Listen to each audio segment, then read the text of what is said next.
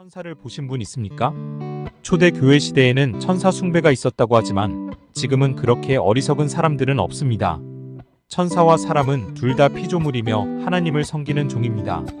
지금은 천사가 사람보다 우월한 위치에 있지만 천국에 들어가면 천사와 동등해집니다. 천사가 존재한다는 것은 천국 또한 존재한다는 증거입니다. 천사는 하나님과 인간 사이의 중간 세계에서 임무를 수행합니다.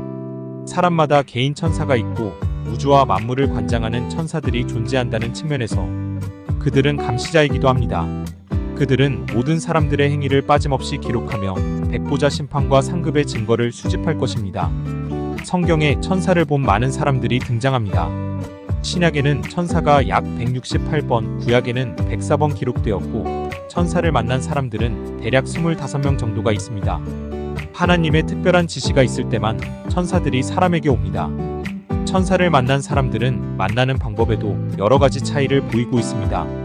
천사가 전하는 말만 듣거나 환상을 보거나 꿈에서 천사를 만나기도 하지만 가장 높은 수준은 천사와 대면하여 대화를 하는 케이스입니다.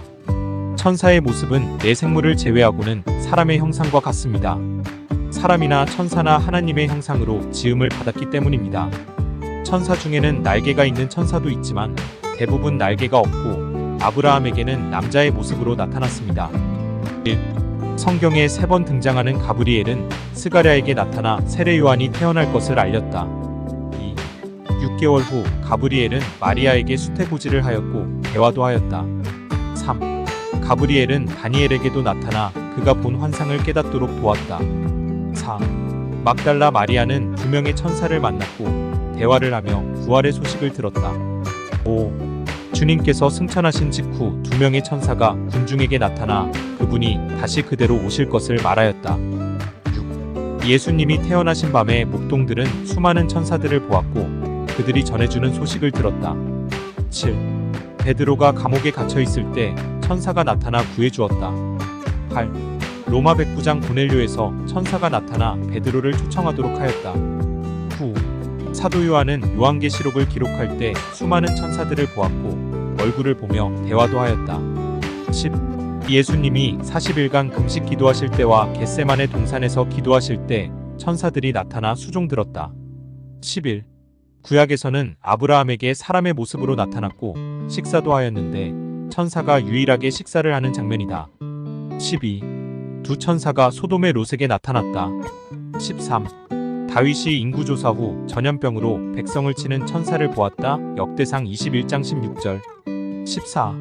엘리야가 이세벨을 피해 로뎀나무 아래에 있을 때 천사가 그에게 구운 떡과 물 한 병을 주었다. 이 밖에도 야곱, 하갈, 모세, 발람, 스가랴, 여호수아, 이사야, 에스겔, 기드온, 삼손의 부모도 천사를 만났다. 천사들은 범죄에 대한 징벌을 수행하기도 하지만 대부분 좋은 소식을 전달하였습니다. 이방인이었던 고넬료에게 천사가 나타난 것은 이방인 선교의 시초가 되었는데 고넬료가 평소에 기도와 구제에 힘썼기에 선택을 받았습니다. 그러나 7년 환난에서 34명의 천사들은 대부분 하나님의 재앙을 수행합니다. 천사를 보신 분 있나요? 그런데 우리도 천사를 만날 것이 예정되어 있습니다. 주님의 날에 주님께서 천사들을 휴거자들에게 개별적으로 보내실 것입니다. 엄청난 숫자의 천사가 동원될 것 같네요. 천사들이 탄생의 기쁜 소식을 택한 사람들에게 알렸던 것처럼 주님이 다시 오실 그날에도 천사들이 기쁜 소식을 알릴 것입니다. 그가 큰 나팔 소리와 함께 천사들을 보내리니 그들이 그의 택하신 자들을 하늘 이 끝에서 하늘 저 끝까지 사방에서 모으리라. 마태복음 24장 31절. 그날에는 천사의 방문 자체가 기쁜 소식입니다. 그들의 방문 목적이 택한 자들을 모아 영광의 주님께 안내할 것이기 때문입니다. 천사를 보는 것보다 사랑하는 주님을 보는 것이 1000배나 더 기쁠 것입니다. 그들은 아마도 공중으로 올라가기 전에 먼저 신령한 몸으로 변화를 받을 것입니다. 택한 자들은 누구인가요? 혼인잔치에 청함을 받은 자는 많되 택함을 입은 자는 적으니라.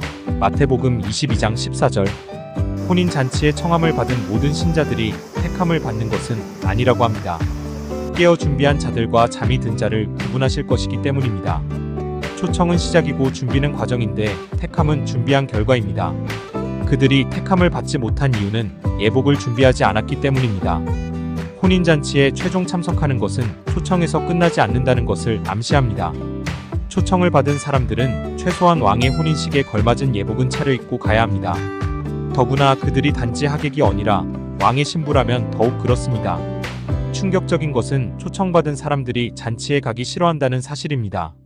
초청을 거부한 것은 왕에게 충성해야 할 자들이 역으로 반역행위에 속한 것과 같습니다. 왕이 사환들에게 말하되 그 손발을 묶어 바깥 어두운 데에 내던지라. 거기서 슬피 울며 이를 갈게 되리라 하셨습니다. 사환들은 천사들입니다. 택함을 받은 자들을 안내하는 것도 천사들이 하고 불순종한 자들을 심판하는 임무도 천사들이 하게 됩니다. 천사들은 추수꾼이기 때문입니다. 어느 날 갑자기 방주의 문이 닫히겠지만 아직까지는 초청의 시간이 계속되고 있습니다. 회개의 날 동안에는 그들이 듣든지 아니 듣든지 초청의 메시지는 선포되어야 하고 우리는 더 준비될 것입니다. 마라나타.